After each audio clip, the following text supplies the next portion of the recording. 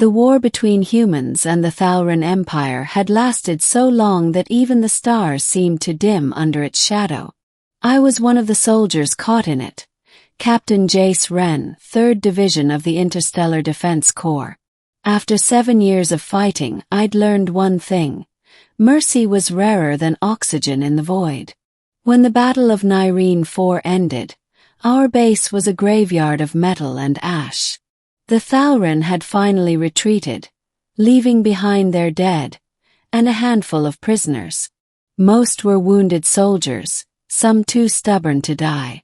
But among them I saw her. She was unlike any other alien I'd ever seen.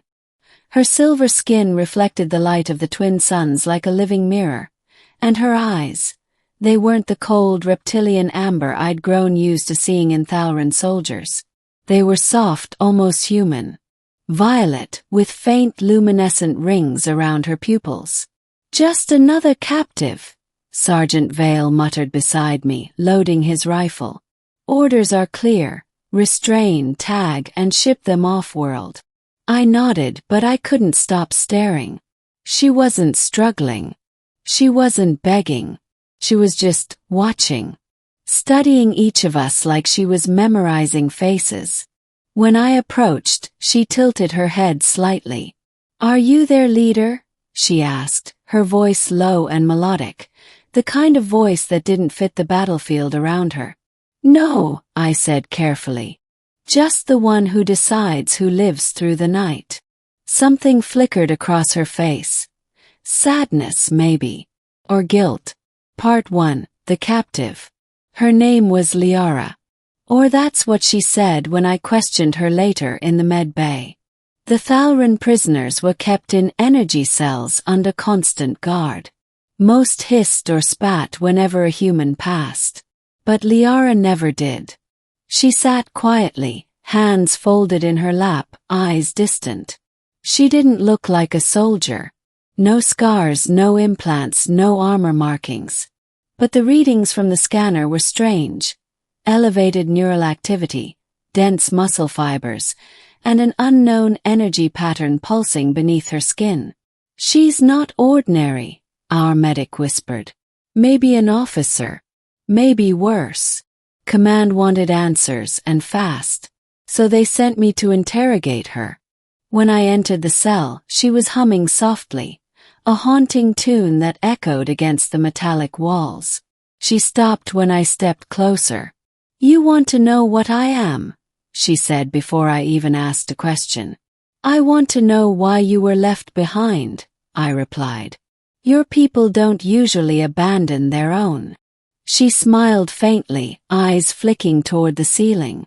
"Because I'm not one of them anymore." I frowned. "You expect me to believe that?" "No," she said. "But you will." Something about her calm certainty made my chest tighten. I'd faced dozens of alien soldiers, brutal, arrogant, unfeeling. But this one, she looked at me like she knew more than anyone in this base. And when our eyes met, I felt something else. Like her gaze was pulling at my thoughts, brushing through memories I hadn't shared with anyone. I stepped back instinctively. She noticed. "You feel it too," she whispered.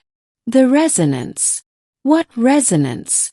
But she only smiled, that quiet, unreadable smile. "You'll understand soon." Part 2. The secret beneath the surface. The following nights were restless. Every time I closed my eyes, I saw her face.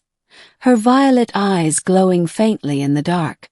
Sometimes I heard her voice echo in my dreams, speaking words I didn't understand. On the 4th night, alarms blared through the base. An energy surge had been detected in the prisoner bay. I ran there with my squad, weapons drawn, and found her cell pulsing with light. Liara was standing in the center, her hands raised, but she wasn't attacking. Instead, the light flowed from her skin like waves of soft mist, diffusing into the air. The other prisoners were unconscious, unharmed. "Stop!" shouted. She turned toward me, eyes glowing brighter now. They were dying, she said. I only stabilized them. The monitors confirmed it. Every Thal'Ren's vitals had improved. Wounds closing, pulse strengthening. She'd healed them. Impossible, Vale muttered. She doesn't have medical implants. I stepped closer to her cell. How did you do that? She hesitated before answering. Because I was made to. Because I'm not just Thal'Ren. She pressed her palm to the energy barrier, and for a brief second the field flickered, like it recognized her. Then she said something that froze me. I was created by both of our kinds. Part 3. The truth revealed. It took hours of questioning before the full story came out, or at least the part she was willing to share.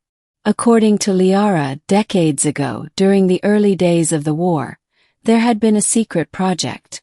A collaboration between rogue human scientists and Thal'Ren geneticists, who sought to create a hybrid capable of bridging both species, a being that could withstand human environments, yet possess the Thal'Ren's regenerative and telepathic abilities. The project was terminated after both governments found out. The subjects were destroyed. All except one. I was a weapon before I was a person, she said quietly. They called me Prototype X7. But I chose the name Liara after I escaped. She looked down at her hands. I've been hunted ever since, by humans and Thal'Ren alike. For a long moment I didn't say anything. The silence between us felt heavy, charged. You're saying both sides want you dead, I finally said. She nodded. Because I'm proof that we were never that different.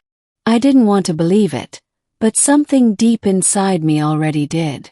Part 4. The Escape. 2 nights later, the Thal'Ren launched a surprise assault. They wanted their prisoners back, or dead. Explosions rocked the compound. Fire tore through the sky. My squad fell one by one, holding the line near the prisoner cells. When I reached Liara's chamber, the power had failed. The energy field was down. She could have escaped, but she didn't. Instead, she was kneeling beside a wounded human guard, hands glowing faintly as she tried to stop his bleeding. Why are you still here? I demanded. She looked up. Because if I leave, they'll kill everyone else. Then you're staying to save us. She nodded once. It's what I was made for. Outside, alien dropships landed, and I knew we were outnumbered. I raised my rifle, ready for the last stand.